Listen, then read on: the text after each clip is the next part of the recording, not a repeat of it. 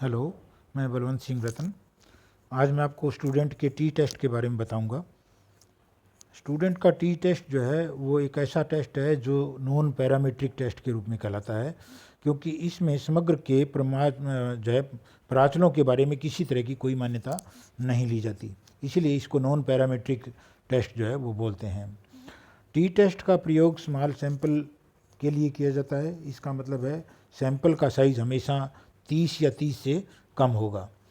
T बंटन का प्रयोग जो है वो कई उद्देश्यों के लिए किया जाता है। जैसे पहला है लघु प्रतिदर्श के माध्य की सार्थकता की जांच, या हमें ये दिया हुआ होगा कि कोई लघु प्रतिदर्श है, उसका अवलोकित माध्य दिया हुआ होगा और समग्र के किसी दिए हुए परिकल्पित माध्य के बीच अंतर की जांच करके अपने को यह बताना होता है कि वह प्रतिदर्श जो है वो उस समग्र से चयनित माना जा सकता है या नहीं।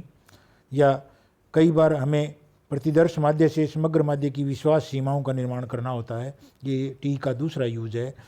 या तीसरे यूज के रूप में अगर हमें एट टाइम दो लघु प्रतिदर्श दे दिए जाएं तो उन दो लघु प्रतिदर्शों के माध्यों के बीच जांच करके और हम ये बता सकते हैं कि वो दोनों जो है वो लघु प्रतिदर्श जो है एक ही समग्र से चयनित माने जा सकते हैं या नहीं।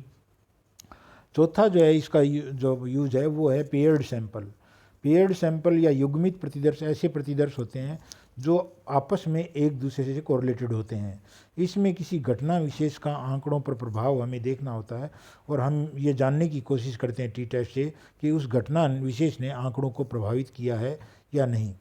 या कई बार हमें दो लघु प्रतिदर्शों के जो है बीच पाए गए सहसंबंध गुणांक की सार्थकता की जांच भी हमें करनी होती है। तो ये 5 यूज हैं टी टेस्ट के। इसमें आज मैं आपको पहला और दूसरा आपको बताता हूँ। अगर किसी लघु प्रतिदर्श के माध्य की सार्थकता की जांच करनी हो तो सर्वप्रथम आपको एक शून्य परिकल्पना लेनी होगी। इस शून्य परिकल्पना में हम हमेशा ये मानते हैं कि लघु प्रतिदर्श के माध्य और समग्र के दिए गए माध्य में अंतर सार्थक नहीं है। इसका आप मीनिंग समझिए। अंतर सार्थक नहीं है इसका मतलब उनके अंतर को शून्य मान सकते हैं। अगर उनके अंतर को शून्य मान सकते हैं तो इसका अर्थ है कि उन दोनों को एक मान सकते हैं, यानी उन दोनों को बराबर मान सकते हैं। या दूसरे शब्दों में आप ये कह सकते हैं कि वह सैंपल जो है वो समग्र माध्य उसी समग्र से चयनित माना जा सकता है। तो शून्य परिकल्पना में हम इसको मान करके चलते हैं कि प्रतिदर्श माध्य और समग्र माध्य में अंतर सार्थक नहीं है। इसके बाद हमें समग्र का जो है वो एक प्रमाप विचलन ज्ञात करना होगा और समग्र का प्रमाप विचलन बहुत आसान है। एक्चुअली ये समग्र का प्रमाप विचलन नहीं है बल्कि समग्र के प्रमाप विचलन के स्थान पर जो है इस्तेमाल किया जाने वाला जो है मान है जो सैंपल की वैल्यूज़ के आधार पर निकाला जाता है। इसका फार्मूला बहुत आसान सा है। हर एक सैंपल की जितनी भी वैल्यूज़ हैं एक्स, उसमें से एक्स बार घटाइए, यानी x माइनस एक्स बार कीजिए, उसका स्क्वायर करके जोड़ दीजिए। या दूसरे शब्दों में स्टैट में हम इसको सिग्मा स्क्वायर कह सकते हैं। तो सिग्मा डी एक्स स्क्वायर निकालिए और उसमें n माइनस वन का भाग दे करके उसका अंडर रूट ले लीजिए। n यानी सैंपल का साइज n माइनस वन से इसलिए डिवाइड करते हैं क्योंकि हम समग्र के प्रमाप विचलन का अनुमानित माप प्राप्त कर रहे हैं सैंपल की वैल्यूज़ के आधार पर। इसीलिए जो है वो सैंपल के साइज में एक घटा करके डिवाइड करते हैं और ये मानते हैं कि जो है सैंपल के आंकड़ों के आधार पर प्राप्त समग्र का प्रमाप विचलन दरअसल में अंडर एस्टिमेटेड आएगा। उसको बढ़ा करके और वास्तविक प्रमाप विचलन के बराबर करने के लिए या लगभग बराबर करने के लिए बटा में n-1 होता है। तो हमें समग्र के प्रमाप विचलन का यह अनुमान जो है वो निकालना होगा और सैंपल का मीन या तो दिया होगा या हमें निकालना होगा एक्स बार। और उसके बाद में एक टी का फार्मूला लगेगा x bar minus mu. Mu का मतलब है सैंपल पॉपुलेशन का मीन। पॉपुलेशन का मीन आपको दिया हुआ होगा।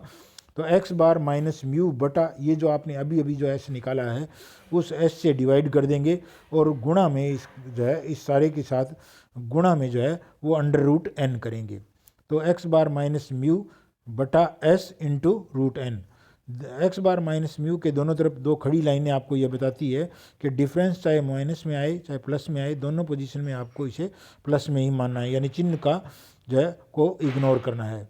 अगर किसी प्रश्न में जो है वो सैंपल का स्टैंडर्ड डेविएशन दिया हुआ हो, यानी x ना दे करके हमें सैंपल का स्टैंडर्ड डेविएशन दिया हुआ हो, तो उस पोजीशन में हम सैंपल के स्टैंडर्ड डेविएशन का प्रयोग भी t निकालने के लिए कर सकते हैं। लेकिन याद रखिए, अगर आप सैंपल के स्टैंडर्ड डेविएशन को s के स्थान पर रखते हैं तो गुणा में √n के स्थान पर √n-1 आएगा। इसके बाद degree of freedom. Degree of freedom जो है वो इस केस में स्मॉल n-1 होती है। तो इस DF पर जो है टी की टेबल वैल्यू आपको देखनी होगी। दिए गए सार्थकता स्तर और ज्ञात DF के आधार पर हम टी की टेबल वैल्यू देखेंगे और उस टी की टेबल वैल्यू से कैलकुलेटेड टी का कंपैरिजन करें। यदि आपकी कैलकुलेटेड टी टेबल वैल्यू के बराबर या कम आए तो आपकी H0 स्वीकृत हो जाएगी, और यदि आपकी कैलकुलेटेड टी टेबल वैल्यू से ज़्यादा आए तो आपकी अगर स्वीकृत होती है, इसका मतलब सैंपल के मीन और पॉपुलेशन के मीन को एक मान सकते हैं, यानी उस सैंपल को उस समग्र से चयनित माना जा सकता है।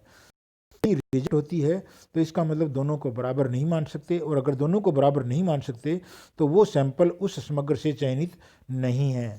या तो वो सैंपल उस समग्र से चयनित नहीं है, या ये हो सकता है कि उसे चयनित करते वक्त कोई रैंडम मेथड जो है वो प्रयोग नहीं किया गया हो।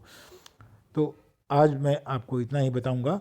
कल मैं आपको इससे और आगे जो है इसके आधार पर सैंपल मीन के आधार पर पॉपुलेशन मीन की लिमिट जो है वो निकालने का तरीका। आज इतना ही। Thank you.